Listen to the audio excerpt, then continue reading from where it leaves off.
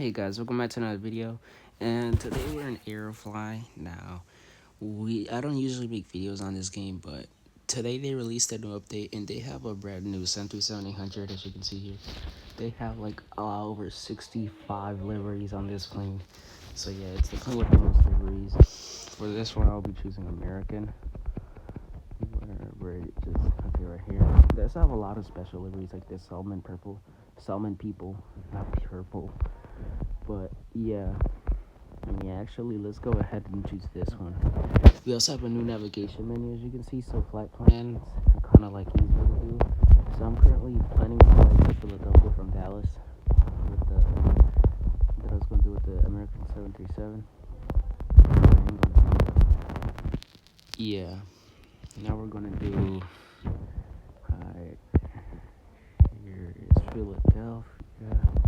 We're going to land runway 27 right, which is also the runway plane spot from. We're going to do this. Yeah, let's do this arrival. Actually, this one. I don't know what it looks like. It just cuts off there, but yeah.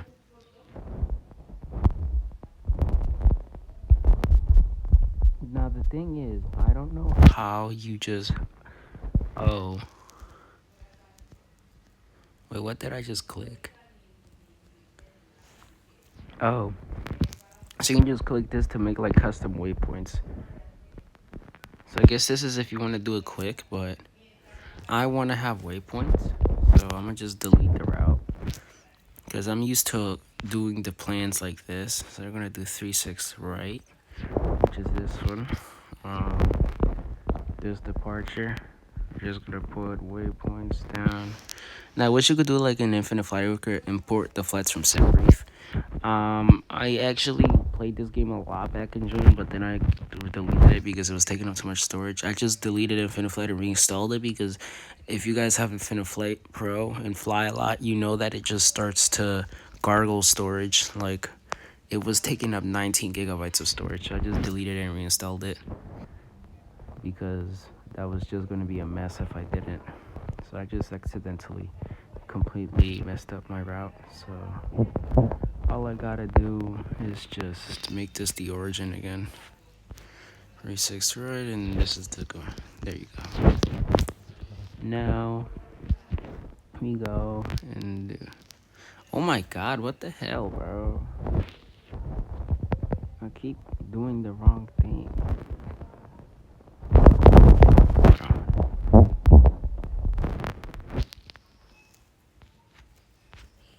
There you go. It's because I keep clicking airports when I'm just trying to place a waypoint down. Now, one thing I did notice when I re-downloaded this game is that now I have buildings in the game. Because, like, back then I didn't have any buildings around the map, but now I do. So that's good. Oh my god. When does this thing start? So if my voice sounds kind of like tired, it's because I just woke up, so yeah.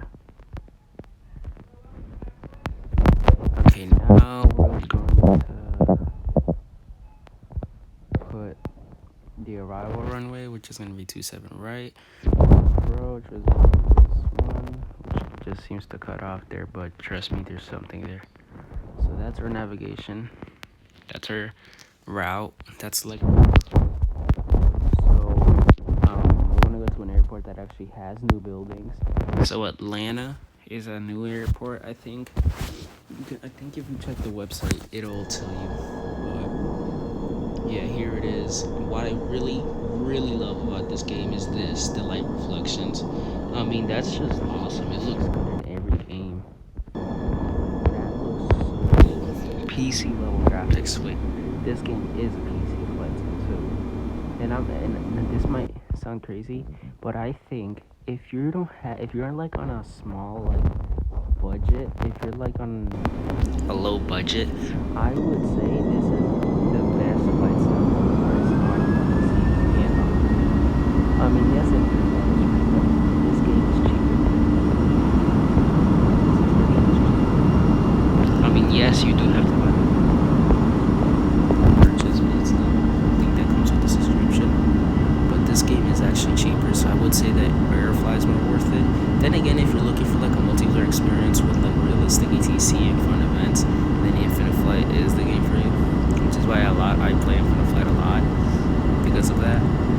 also sometimes I just want realism like this, so I would also play Aerofly. But yeah, as you can see, the kind of overshadowed by the lights. But yeah, this is also really cool from what I saw. I was just checking my YouTube, which is how I noticed this update. But yeah, I'm really glad they added this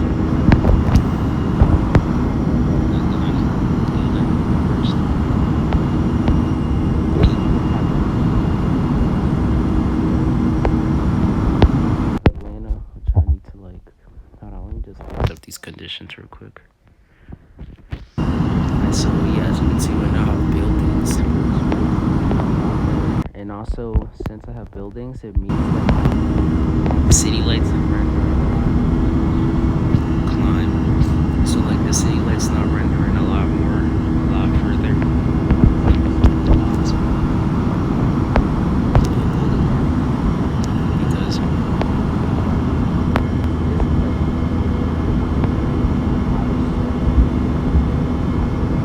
Because yeah, this just looks awesome.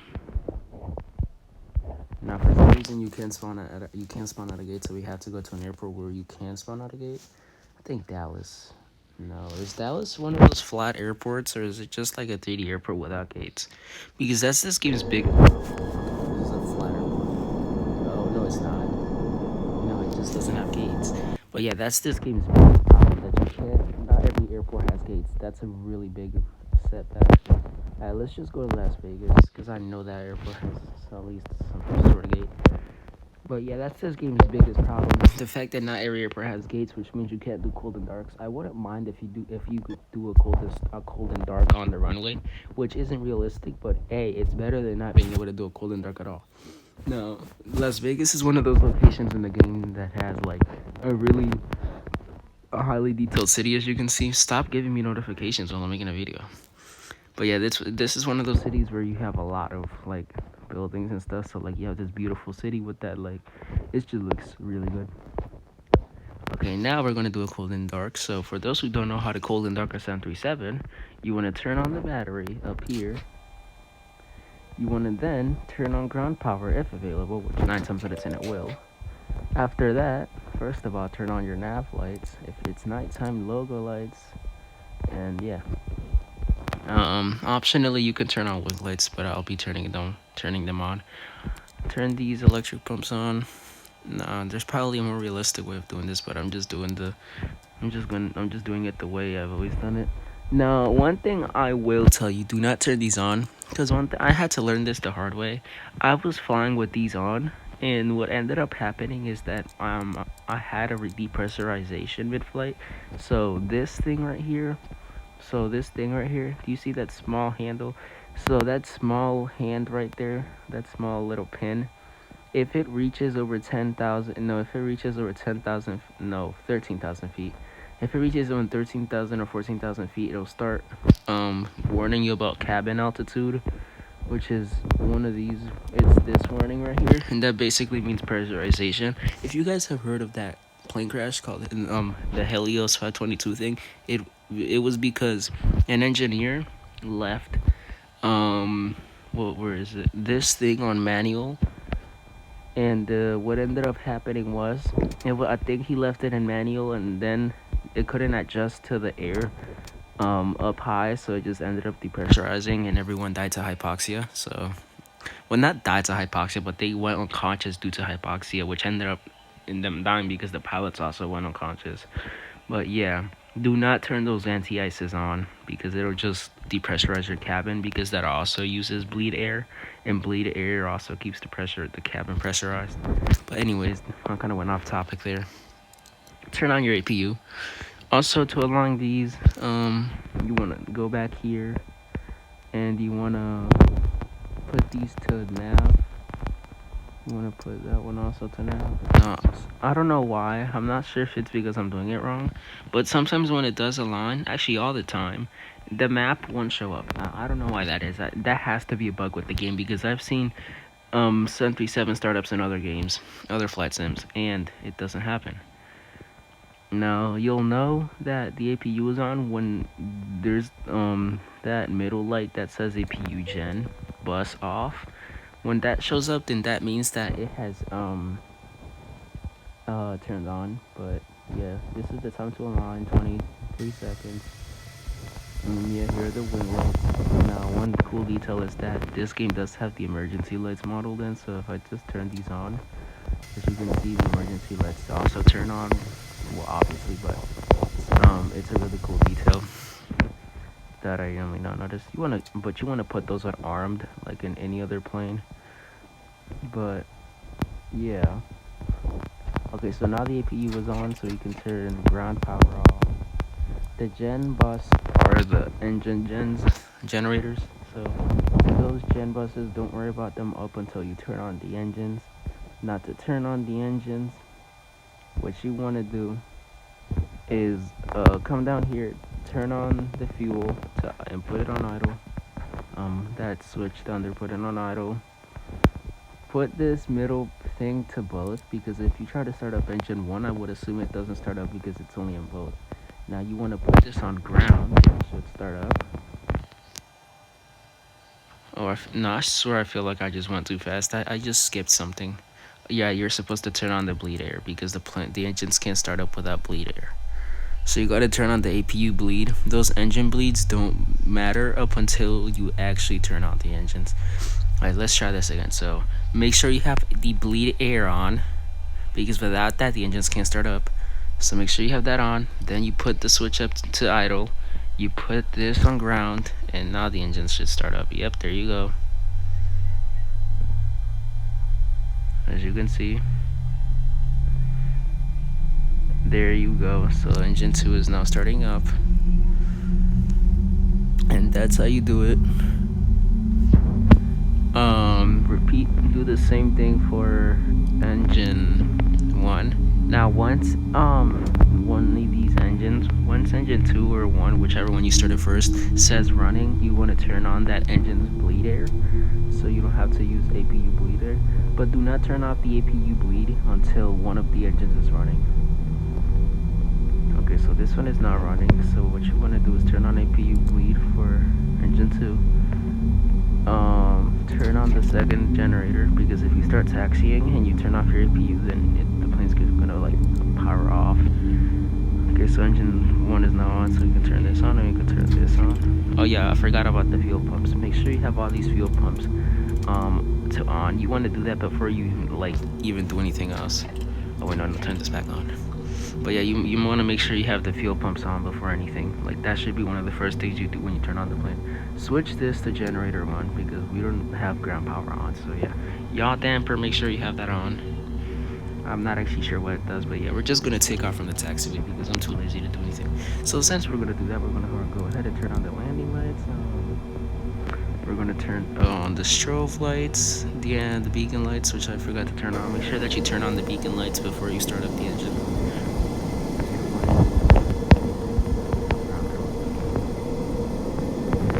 Let me just turn off this parking brake.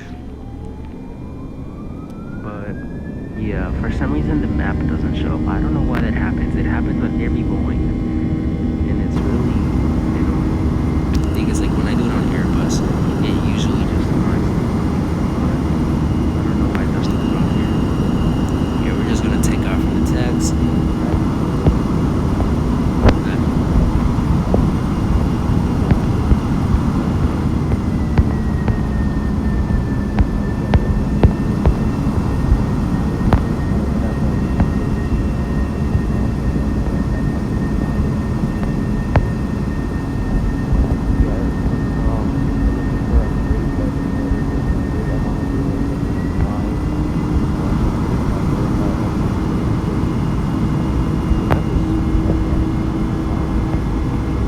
The 900, which I also do have. I do wish that the aircraft came with the subscription, but then it would make it a lot more expensive. So it's, yeah. The fact that they have a Concorde too is also insane. They also have the Max 9. Again, they should probably add the Max 8, because now they have the 800. So they should probably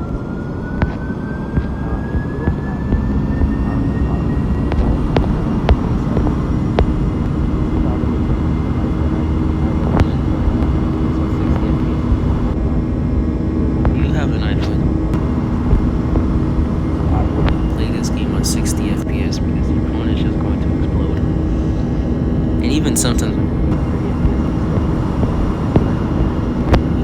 the 900 extended range. So yeah. Now the planes I would recommend buying if you do end up buying this game, obviously the 737-800, that is a must. The 737 Max. I mean, actually, if you have the 800, you don't even need the Max. If I'm being honest, the 777 and the 787 and the A380. I feel like those are the must buys. Or you could just spend like I don't know $19. For me, it's $18 because I've already bought some other planes, and then that just cuts from the regular price. So I would recommend buying all the planes. I don't know. Also, if you're gonna buy, I'm not suggesting, but I know if you're not gonna buy all the planes, like the I mean, come on. I really also do hope that they add Embraers in the future.